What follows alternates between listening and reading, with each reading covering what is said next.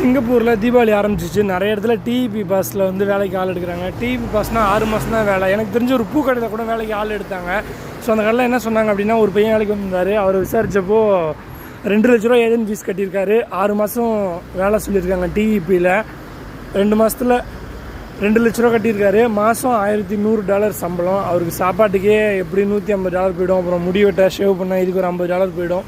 எல்லாம் போக கையில் எவ்வளோ இருக்குன்னா ஒரு $150 செலவு போக, அடுத்து ஒரு $50 $200 போக ஒரு $900 மாதம் நிற்கும். அதாவது நம்ம ஊர் காசுக்கு மாதம் 50,000 நிற்கும். பூக்கடையில் வேலைக்கு வந்தால் மாதம் 50,000 நிற்கும் 6 மாதத்துக்கு. ஸோ 2 லட்ச ரூபா ஏஜென்ட் ஃபீஸ் கட்டியிருப்பீங்க. அப்போ 6 மாதம் கழிச்சு உங்களுக்கு லாபம்னு பார்த்தா வெறும் 1.5 லட்சம் தான். இப்போ மாதம் 20,000 தான் கிடைக்கும். அதில் திரும்ப போகிறப்ப ஃப்ளைட் டிக்கெட் வேறு போடணும். ஸோ எப்படி பார்த்தாலுமே டிஇபியில் வந்தீங்கன்னா மாதம் ஒரு 20,000 தான் சம்பளம் கிடைக்கும். ஏஜென்ட் ஃபீஸ் கட்டுறீங்க இல்லை எல்லாத்தையும் சேர்த்திங்கன்னா. அதனால் டிஇபியில் முடிஞ்ச அளவு வர தேவையில்லை. நல்ல வேலை கிடச்சா வாங்க, இல்லைனா இப்போதைக்கு வர தேவை.